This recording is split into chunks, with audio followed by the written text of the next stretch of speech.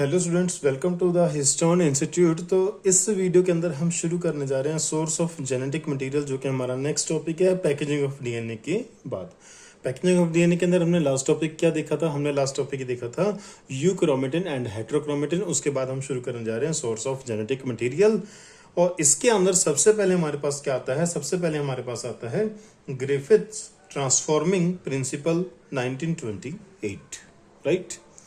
अब इसके अंदर क्या है, देखिए ग्रिफिथ जो एक साइंटिस्ट थे, उन्होंने डिप्लोकोकस, देखिए बैक्टीरिया जो होता है उसकी अलग अलग शेप होती हैं। कोकस जो होता है वो कैसा होता है? कोकस का मतलब होता है स्फेरिकल। कोकस का मतलब क्या होता है? स्फेरिकल। तो हमारे पास ये स्फेरिकल है। डिप्लो मतलब दो। तो अगर दो स्फेरिकल बैक्टीरिया आपस में अटैच हैं तो उसको हम बोलते हैं डिप्लोकोकस बैक्टीरिया। अच्छा, अगर दो से ज्यादा एक लंबी चेन बना रहे हैं बैक्टीरिया आपस में, कौन सी bacteria? Coccus bacteria, spherical bacteria, तो उसको बोलते हैं स्ट्रेप्टोकोकस बैक्टीरिया। तो डिप्लोकोकस या स्ट्रेप्टोकोकस बैक्टीरिया जो थे, ग्रिफिथ ने इस बैक्टीरिया की दो स्ट्रेन्स को आइडेंटिफाई किया कि उसकी दो स्ट्रेन होते हैं। किसकी? बैक्टीरिया की। एक होती है स्मूथ स्ट्रेन और दूसरी होती है रफ स्ट्रेन। जो स्मूथ स्ट्रेन होती है, ध्यान से देखें आप, जो स्मूथ स्ट्रेन होती है आपको उसके ऊपर, स्मूथ स्ट्रेन के ऊपर, एस का मतलब स्मूथ है, स्मूथ स्ट्रेन के ऊपर आपको एक स्मूथ पॉलीसेकेराइड कोट मिलेगी। इसको स्मूथ क्यों बोला गया? क्योंकि ये ऊपर से स्मूथ होती है, यानी कि इसकी जो सबसे बाहर वाली कवरिंग है वो कवरिंग स्मूथ है, वेवी नेचर की नहीं है, यानी कि रफ नहीं है, उबड़ खाबड़ ऊंची नीची नहीं है, ठीक है, स्मूथ है। तो इसको बोलते हैं स्मूथ। स्मूथ पॉलीसेकेराइड कोट होती है, राइट। और आर स्ट्रेन का मतलब है रफ, आर का मतलब है रफ। तो जो रफ स्ट्रेन है उसके पास ये पॉलीसेकेराइड का कोट नहीं होता, राइट।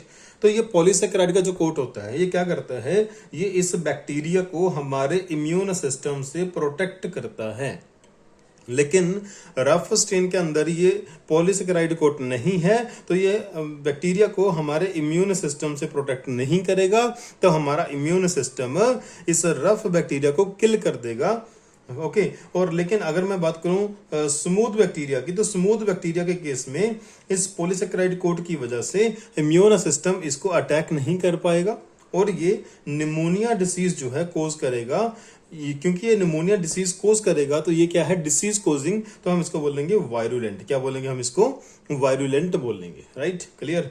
अच्छा, क्योंकि हमारा इम्यून सिस्टम इसको अटैक कर देगा और ये बैक्टीरिया हमें डिसीज कोज नहीं कर पाएगा, तो ये ना तो निमोनिया कोज करेगा, तो इसलिए जब ये निमोनिया कोज नहीं कर सकता तो हम इसको बोलेंगे नॉन वायरुलेंट। ये वायरुलेंट नहीं है, ये वायरुलेंट नहीं है, राइट। तो उसके बाद ग्रिफिथ ने कुछ एक्सपेरिमेंट, देखिए ये तो हमने बेसिक बताया कि भाई जो डिप्लोकोकस या स्ट्रेप्टोकोकस जो बैक्टीरिया है जो निमोनिया कोज करते हैं वो दो प्रकार के हैं, कैसे कैसे आपको उसके बारे में डिटेल में बता दिया, राइट। अब हमारे पास आ रहा है कि भाई ग्रिफिथ ने एक्सपेरिमेंट्स क्या कंडक्ट किए और उसका रिजल्ट क्या आया। सबसे पहले उसने आर स्ट्रेन वाले बैक्टीरिया का एक इंजेक्शन भरा और वो इंजेक्शन लगा दिया माइस को, लेकिन माइस को कुछ नहीं हुआ, माइस को निमोनिया नहीं हुआ, माइस सर्वाइव कर गया।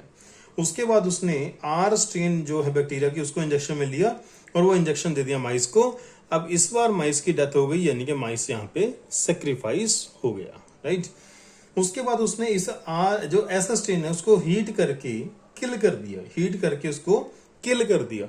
जब हमने ऐसे स्ट्रेन को हीट करके किल कर दिया तो किल होने के बाद उसका इंजेक्शन जो है भरा और माइस को लगाया। इस केस में माइस सरवाइव कर गया, यानी कि वो नहीं मरा। तो इससे ये सिद्ध होता है कि अगर हम बैक्टीरिया को हीट करेंगे तो वो किल हो जाएगा, वो मर जाएगा और वो डिसीज कोज नहीं करेगा, तो माइस जो है वो सरवाइव कर जाएगा। लेकिन अब उसने क्या किया? देखिए फोर्थ जो एक्सपेरिमेंट है वो हमारे लिए इंपॉर्टेंट है, इसके बारे में नीट के अंदर पूछा जा सकता है। देखिए ध्यान से, भाई उसने एक इंजेक्शन भरा और उस इंजेक्शन के अंदर एक तो उसने ले लिया लिविंग आर स्ट्रेन, दूसरा उसने ले लिया हीट किल्ड एस स्ट्रेन। अगर आप ध्यान से देखें कि जो लिविंग आर स्ट्रेन है वो तो डिसीज कोजिंग है ही नहीं, ओके, और जो हीट किल्ड एस स्ट्रेन है वो भी डिसीज कोजिंग नहीं है।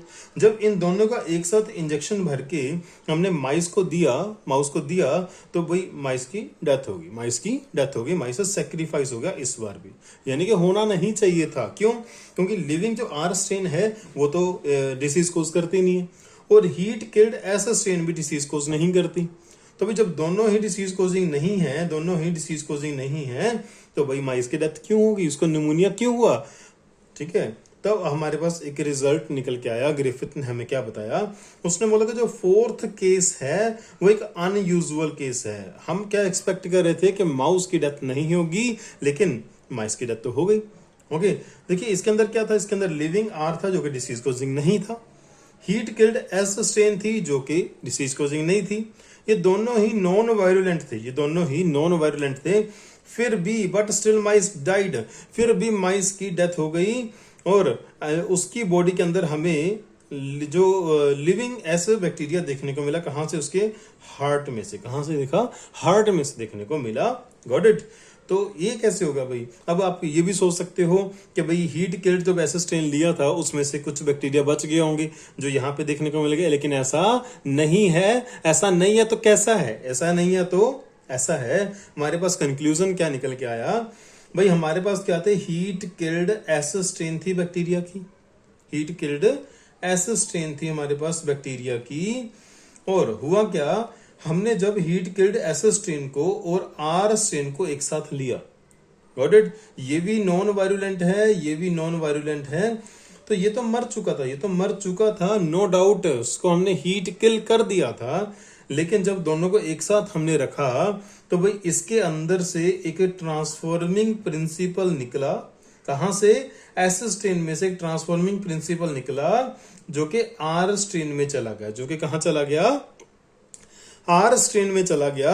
और जो आर स्ट्रेन था उसके पास प्रोटीन जो कोट नहीं होती, उस ट्रांसफॉर्मिंग प्रिंसिपल के आने के बाद उसके पास क्या आ गई, उसके पास ये पॉलीसेकेराइड का कोट आ गया, यानी कि वो भी क्या हो गया, वो वायरुलेंट बन गया, वो वायरुलेंट बन गया। एस, वो आर स्ट्रेन से एस स्ट्रेन में बन गया, कन्वर्ट हो गया इस ट्रांसफॉर्मिंग प्रिंसिपल के ट्रांसफर होने से। कहां से? Heat killed S strain bacteria से आर स्ट्रेन में ट्रांसफॉर्मिंग प्रिंसिपल जाने से आर बैक्टीरिया एस बैक्टीरिया में कन्वर्ट हो गया और इसने डिसीज कोज करी और माइस की डेथ हो गई। Got it? तो ये उसका रिजल्ट निकल गया हमारे पास। और ऐसा होता है, ये उस टाइम पे एक अनुमान लगाया गया था उस टाइम पे, लेकिन आज हम इस चीज को विद प्रूफ बता सकते हैं और ये उस टाइम पे हुआ था। राइट? नोट, एक बात नोट करने वाली है भाई, उसने ये तो बताया, किसने? ग्रिफिथ ने ये तो बताया कि भाई transforming principle heat killed S strain से निकल के आर में गया और आर फिर एस में कन्वर्ट हो गया, जिसने डिसीज कोज करी और माइस की डेथ हो गई।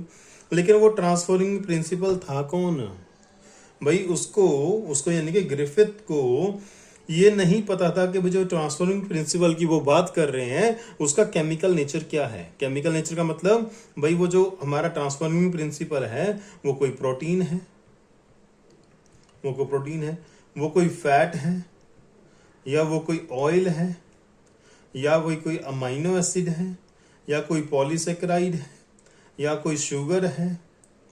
ठीक है भाई? तो हमें नहीं पता, सॉरी ग्रिफिथ को नहीं पता था कि भाई जो ट्रांसफॉर्मिंग प्रिंसिपल है उसका केमिकल नेचर क्या है। Got it? क्वेश्चन बन के आ सकता है भाई, क्वेश्चन आपको ट्रू एंड फॉल्स में दे देंगे। Griffith knows about the chemical nature of transforming principle, बताओ ट्रू है कि फॉल्स है? भाई do not know, did not know, उसको नहीं पता था, तो फॉल्स स्टेटमेंट है कि उसको पता था। नहीं, उसको नहीं पता था। राइट? तो इसके बेस पे कुछ क्वेश्चन है हमारे पास। तो क्वेश्चन देखिए, क्वेश्चंस के बिना आपका हर एक कॉन्सेप्ट अधूरा रहेगा। याद रखना मेरी बात, बिना क्वेश्चंस के नीट क्वालिफाई करना इम्पॉसिबल है। राइट? तो हर एक टॉपिक के क्वेश्चंस आपको साथ में मिलेंगे जितना हो सकता है। राइट? तो चलिए, इस टॉपिक के क्वेश्चंस हमारे पास कुछ 7 से 8-10 क्वेश्चन है। Griffith experiment work conducted in, Griffith ने अपना एक्सपेरिमेंट कब कंडक्ट किया? 1928 में। हमने स्टार्टिंग में देखा कब किया? 1928 में किए, 1928 में किए। राइट? आप बच्चों को लगता होगा कि भाई ये 90 ऐसे ईयर्स कौन पूछता है, इतने आसान क्वेश्चन थोड़े ना आते हैं। बिल्कुल सही बात है, आपको आसान क्वेश्चन नहीं आते, लेकिन मैच द फॉलोइंग क्वेश्चन तो आते हैं ना, कॉलम 1 कॉलम 2 करके क्वेश्चन तो आते हैं ना। तो उसके अंदर आपको यहाँ पे दे दिया जाएगा ग्रिफिथ एक्सपेरिमेंट या 1928, ऐसे करके 3-4 जो एक्सपेरिमेंट्स इस चैप्टर के अंदर हैं वो सारे आपको दे दिए जाएंगे, उनके ईयर्स यहाँ पे अरेंज कर दिए जाएंगे। क्वेश्चन आसान नहीं है भाई, यह क्वेश्चन आसान नहीं है भाई। जब आप ईयर्स जब 400-500 देखोगे ना तो ईयर्स कंफ्यूज करेंगे आपको, राइट। तो ये तो सिंपल क्वेश्चन है, ऐसा क्वेश्चन तो नीट में नहीं आएगा, लेकिन मैच द फॉलोइंग के अंदर तो आपको ये परेशान कर सकता है ना, राइट। तो हर चीज की प्रोबेबिलिटी है भाई, किसी को कम मत आंक के चलो भाई।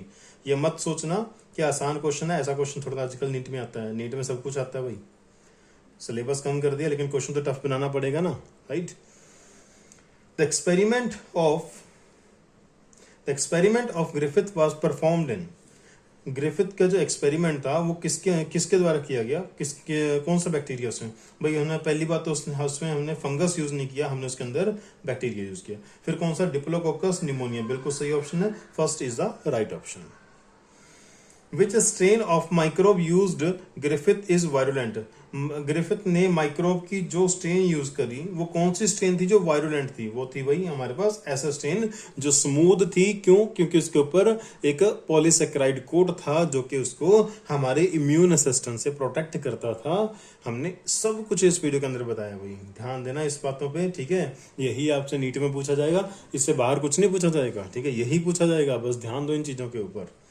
Griffith observed that the mice died surprisingly. The following combination of strains was used, which was unusual. भाई ग्रिफिथ ने जब ऑब्जर्व किया कि माइस तो डाई हो गया सरप्राइजिंगली, क्यों? इसको लगता था कि इससे नहीं होना चाहिए, तो वो कौन सा कॉम्बिनेशन था जिसके अंदर उसको ये सरप्राइजिंग रिजल्ट्स देखने को मिले, और उसको उसने अनयूजुअल कॉम्बिनेशन का भी नाम दिया था कि ये अनयूजुअल कॉम्बिनेशन है। देखिए अनयूजुअल ये वर्ड आपको सिंपल सा लग रहा है लेकिन इसके ऊपर क्वेश्चन बन के आ सकता है, राइट। आपको फिल इन द ब्लैंक्स, देखो कोई भी क्वेश्चन एक स्टेटमेंट देंगे, फिल इन द ब्लैंक्स दे देंगे, उस फिल इन द ब्लैंक्स के अंदर आपको पूछेंगे यूजुअल था, अनयूजुअल था, राइट। भाई ये कीवर्ड्स होते हैं, कीवर्ड्स इनको पहचानना सीखिए, इनको ये सोचना सीखिए कि क्वेश्चन बना कैसे। जब भी आप किसी क्वेश्चन को पढ़ते हैं तो एनसीईआरटी सामने खोल के बैठ जाइए, एनसीईआरटी के अंदर उस क्वेश्चन को ढूंढिए, आपको मिलेगा वो क्वेश्चन एनसीईआरटी के अंदर, ठीक है। पीवाईक्यू से लीजिए, आपके जो भी टेस्ट हैं, आपके पास कोई बुक है तो क्वेश्चन को सोल्व करिए, हो रहा है तब भी, नहीं हो रहा तब भी आप उसको एनसीईआरटी में भरिए, चेक करिए, एनसीईआरटी के अंदर वो क्वेश्चन ढूंढिए। अगर आप एनसीईआरटी के अंदर क्वेश्चन आज से ढूंढना शुरू कर दोगे तो आज के बाद जब आपका 7 से 8 महीने बाद जब भी आपका नीट एग्जाम होगा तो ऑलरेडी आपको पता होगा क्वेश्चन कहाँ से बन के आ सकता है। बस मात्र आपको ये सोचना है कि एग्जामिनर क्या सोच के क्वेश्चन आ रहा है, और ये कैसे गैस करोगे अगर आप अपने हर एक क्वेश्चन को एनसीईआरटी में जाके ढूंढोगे, राइट। अच्छा, तो अनयूजुअल कॉम्बिनेशन कौन सा था? एसिस्टेन का, हीट किल्ड का? नहीं, बिल्कुल भी नहीं। हीट किल्ड एसिस्टेन नहीं, हीट किल्ड भी नहीं था अकेला। हीट किल्ड आर स्टेन को तो हीट किल्ड करने की जरूरत ही नहीं है, वो तो पहले से ही नॉन वायरुलेंट था। हीट किल्ड एसिस्टेन प्लस लिविंग या लाइव आर स्टेन, बिल्कुल सही। द फोर्थ जो हमारे पास कॉम्बिनेशन है ये एक अनयूजुअल कॉम्बिनेशन था जिसका सरप्राइजिंगली रिजल्ट आया था, ग्रिफिथ ने इसको ऑब्जर्व किया। इन Griffith experiment R strain transformed into S strain and became virulent, ये ऑप्शन सही लग रहा है, ये एनसीईआरटी की लाइन है। R strain transform into S strain and loss virulent, नहीं, आर स्ट्रेन तो वायरुलेंट होता ही नहीं है, तो वायरुलेंसी लॉस कैसे करेगा? ये गलत है, ये गलत है। S strain transform to R strain and became virulent, S से आर नहीं बनता, एस से आर नहीं, आर से एस बनता है।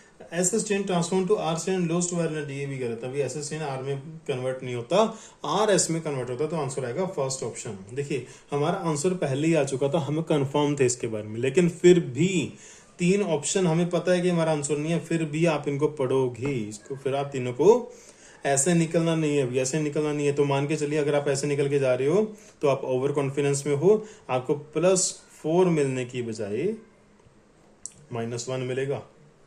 हो सकता है अभी इन तीनों के अंदर कुछ ऐसा दे रखा हो, ठीक है, हो सकता है आपने क्वेश्चन पढ़ने में जल्दबाजी कर दी हो। अक्सर बच्चे क्या करते हैं, नीट के अंदर बैठते ही या किसी अन्य टेस्ट के अंदर बैठते ही वो बायो को तो ये मान के चलते हैं कि बायो के 90 क्वेश्चन में 30 मिनट के अंदर निपटाने हैं भाई, तो फिजिक्स को टाइम दे पाएंगे। भाई ऐसा मत करो, ऐसा मत करो।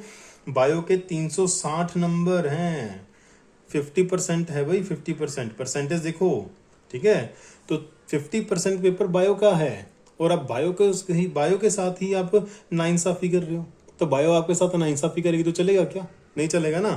तो भाई आप 360 है तो आपको देना तो आधा टाइम चाहिए, लेकिन देखिए आपको क्या करना है, आपको कम से कम 40 से 50 मिनट देने हैं अपने पेपर को, 40 से 50 मिनट देने हैं बायो के पेपर को। देखिए 90 क्वेश्चंस आएंगे, तो अगर मैं एक क्वेश्चन को 30 सेकंड भी दूं तब जाके आपके क्या बनते हैं 45 मिनट। इससे कम क्यों दे रहे हो भाई? क्वेश्चन पढ़ने में छोटी मोटी मिस्टेक हो जाती है, करेक्ट इनकरेक्ट के बारे में, ठीक है, ट्रू फॉल्स के बारे में कुछ भी ऐसा ऊपर नीचे करके दे देते हैं, ठीक है, तो गड़बड़ी हो जाएगी। तो कम से कम 40 से 50 मिनट दें बायो को, उसके बाद जो भी टाइम बचे आप अपने फिजिक्स और केमिस्ट्री के अंदर उसको मैनेज करें, right. Next, Griffith claim that some proteins were transformed among bacteria. नहीं, ग्रिफिथ ने प्रोटीन ट्रांसफर हुआ है ऐसी बात नहीं बोली थी। Some DNA was transferred among bacteria, ये भी नहीं। उसने ये नहीं बोला था कि डीएनए ट्रांसफर हुआ है तो आर से एस बन गया, नहीं बोला उसने। Some carbohydrates was transferred among bacteria, नहीं भाई, केमिकल नेचर तो उसको पता ही नहीं था, उसने तो केमिकल नेचर की बात ही नहीं करी। तो आंसर क्या आएगा? All of these, right. तो इस वीडियो के अंदर इतना ही। हमने ग्रिफिथ एक्सपेरिमेंट विद क्वेश्चंस आपको समझाने की एक ईमानदार, एक बढ़िया कोशिश करी है। आप भी एक ईमानदार कोशिश करें हमारे लिए, अपने दोस्तों के साथ शेयर करें ताकि हमें मोटिवेशन मिले कि हम इन वीडियोस के अंदर अपना अच्छे से अच्छा कंटेंट दे पाएं, ठीक है। बहुत जल्दी मैं आपको ये नोट्स भी शेयर करना शुरू करूंगा ताकि आपको ये चीजें एज इट इज आपके पास अवेलेबल हो। जब भी आप रिवीजन करना चाहो, सामने वीडियो रखो, सामने अपने नोट्स रखो, एनसीईआरटी खोल लो, एक एक शब्द ऐसे चुन चुन के पढ़ेंगे, ऐसे चुन चुन के पढ़ेंगे, चुन चुन के तीर लगाएंगे ऐसे कि नीट कैसे नहीं क्लियर होता हम देखते हैं बैठ के, ठीक है। तो बस आप एक ऑनेस्ट एफर्ट करें ताकि मैक्सिमम बच्चों को ये मिल सके, उनका भला हो सके और साथ में हमारा भी। Thank you.